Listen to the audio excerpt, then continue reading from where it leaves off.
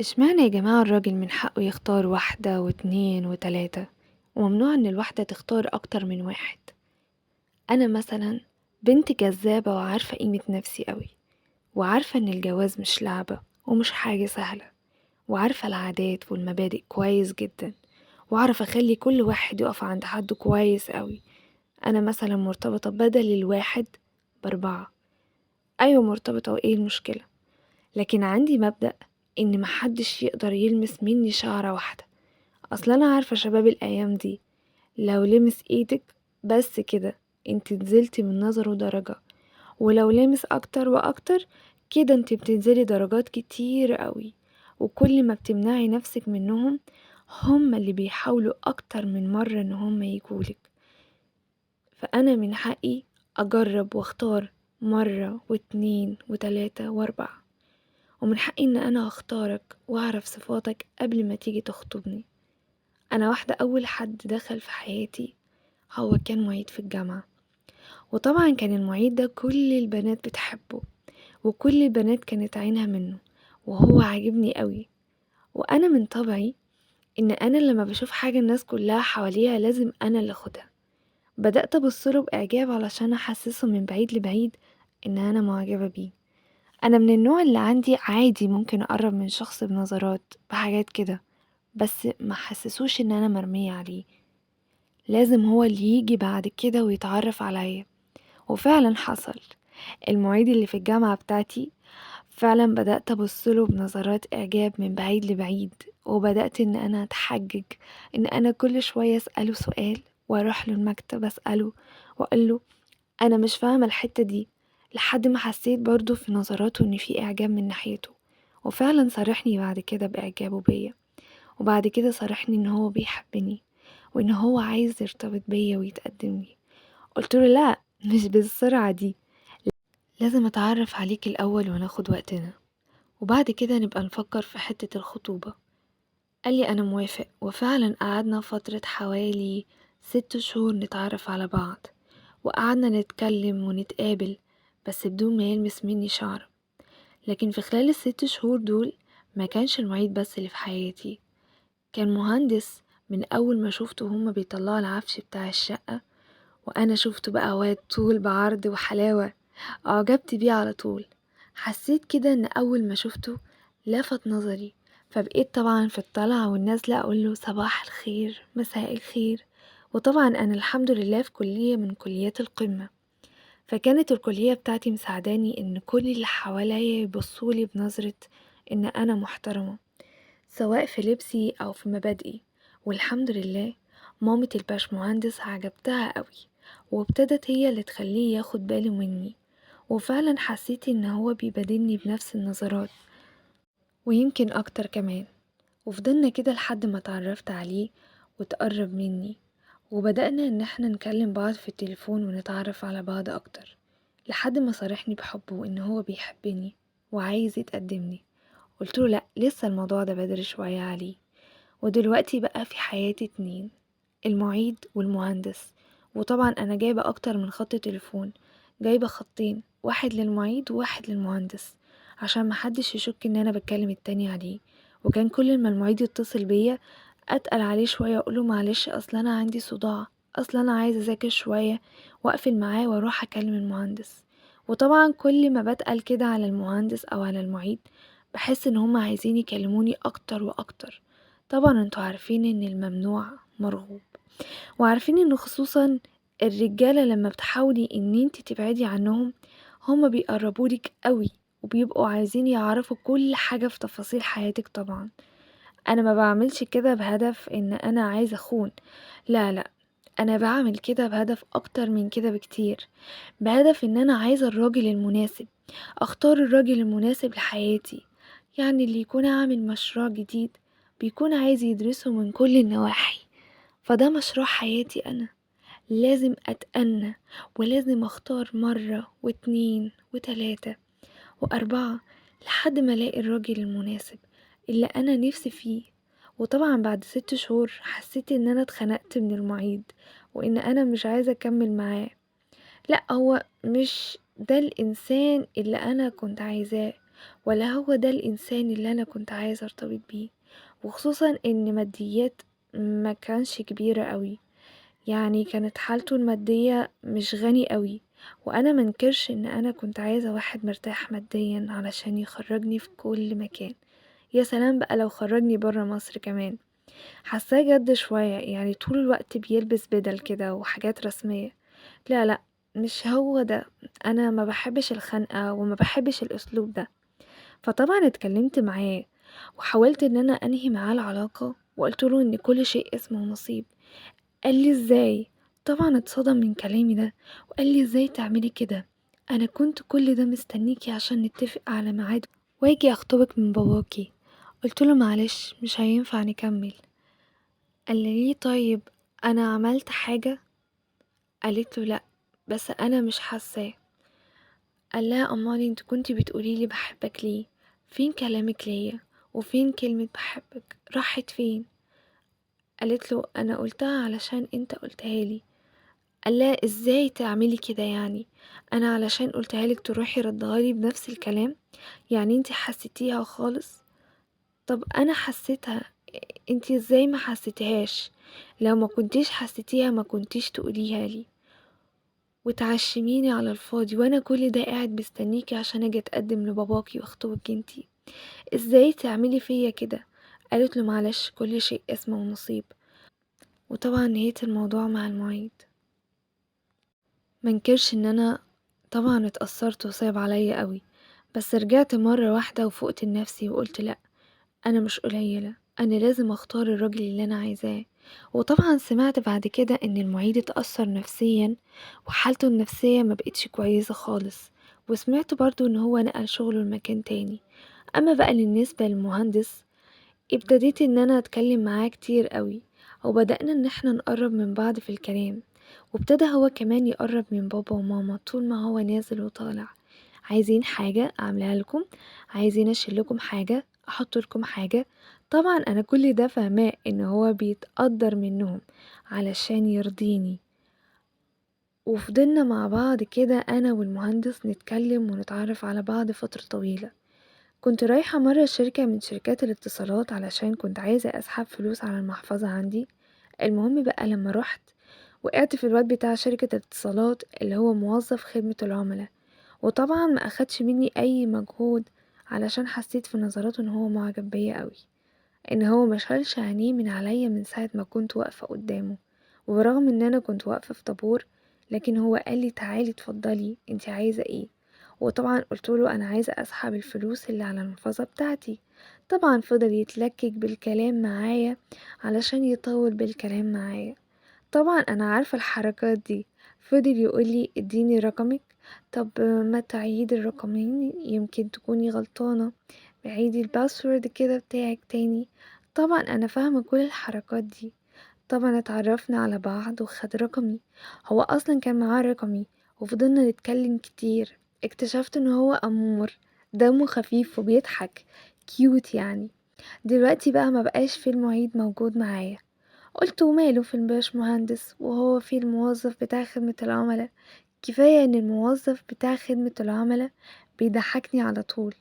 اكتر واحد من اللي اتعرفت عليهم هو اللي بيقدر يضحكني في وقت ما ابقى متضايقة ساعتها. بس قلت الحمد لله ان انا ما اتسرعتش وارتبطت بالمعيد، وانا عارفة ان كل ما اصبر هنول. انا استعجل على ايه؟ انا كده كده في اخر سنة في الجامعة، انا لسه صغيرة والمستقبل قدامي.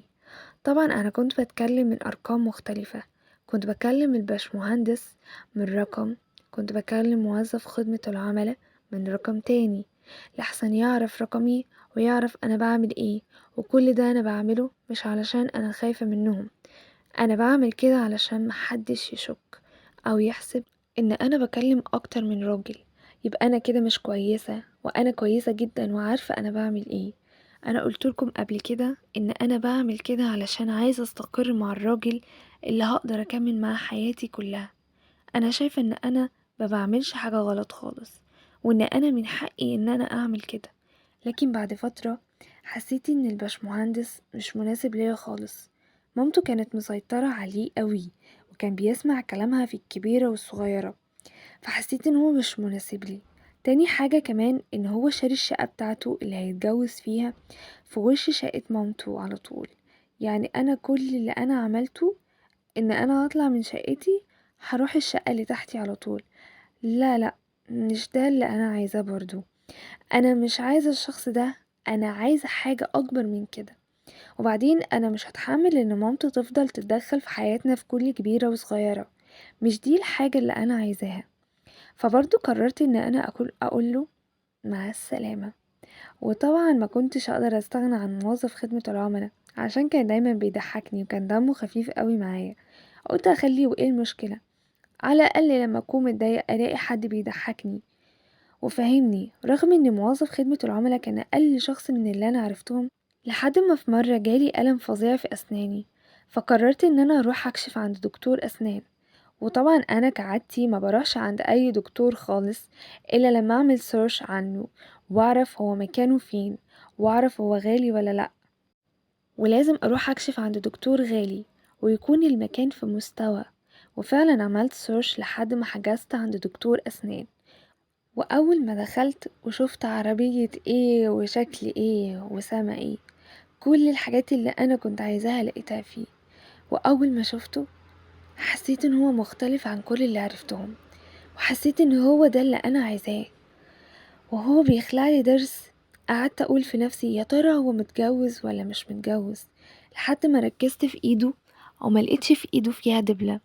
قلت في نفسي طب ما في كتير متجوزين ما بيلبسوش دبل، انا لازم اعرف الموضوع ده. حاولت ان انا افتح معاه موضوع علشان اعرف من خلاله هو متجوز ولا لا. قلتله يا دكتور، الله يكون في عون، ان انت ازاي موفق بين ما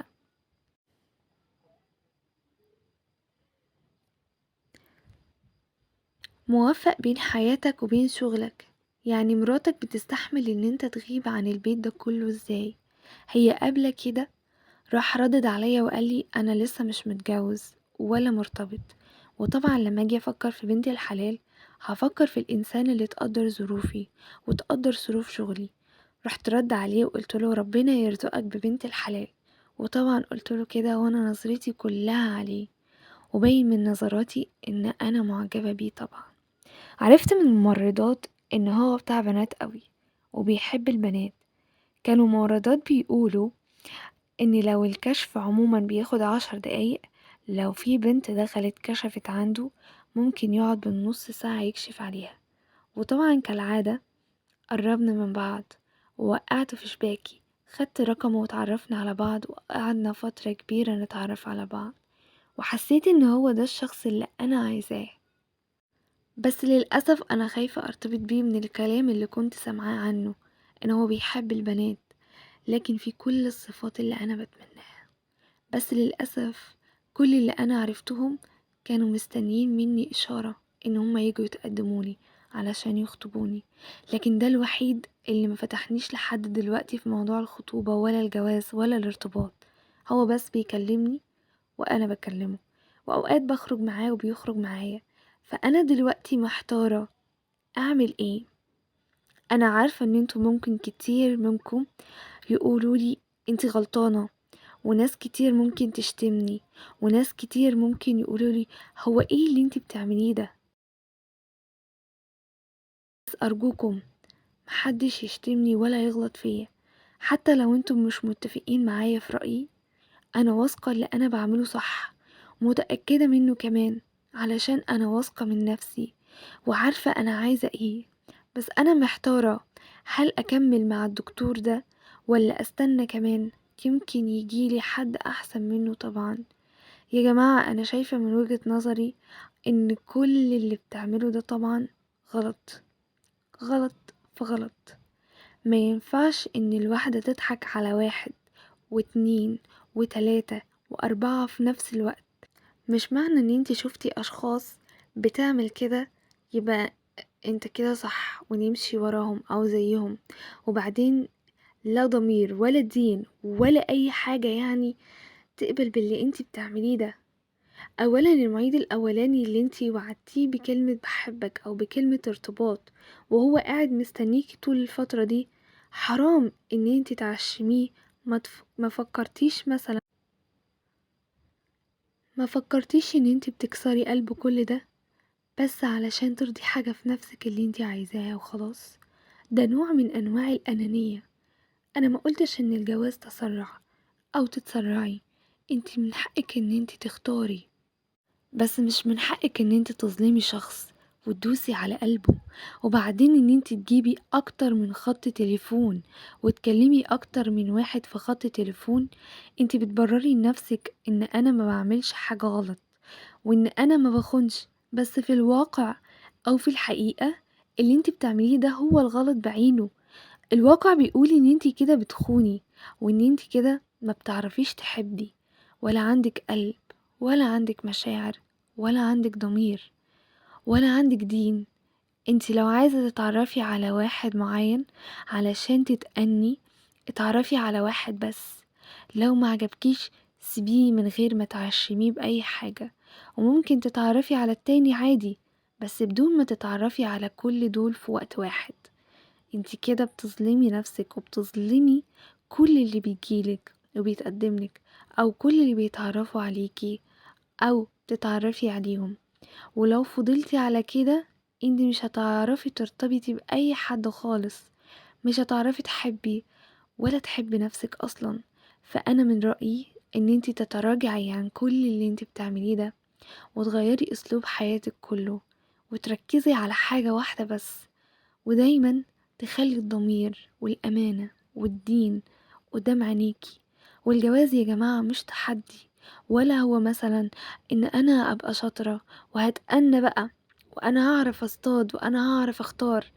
الجواز مش كده خالص. ياما ناس كتير يعني بيحاولوا ان هم يتقوا وبيحاولوا يعملوا نفسهم ان انا بقى اللي هختار وانا بقى شاطر وانا بقى كده، في الاخر بيقعوا وما بيكونوش مبسوطين في حياتهم. انت دايما تسلمي امورك لربنا وتتقي في اللي هيجيلك. ما قلتش ما تتأنيش، بس دايما اعرفي كده لو انت كويسة من جوه هيجيلك اللي كويس برضو من جوه، هيجيلك اللي يستهلك. الجواز مش بالشطارة يا جماعة، الجواز اختيار من ربنا. طول ما انت نيتك صافية ربنا هيجيبلك واحد برضو يبقى نيته صافية وهيرضيكي بيه. وياريت نشوف رأي الناس في الكومنتات ايه. رأيكم يا جماعة، هل هي اللي بتعمله ده صح ولا انتم شايفين ايه؟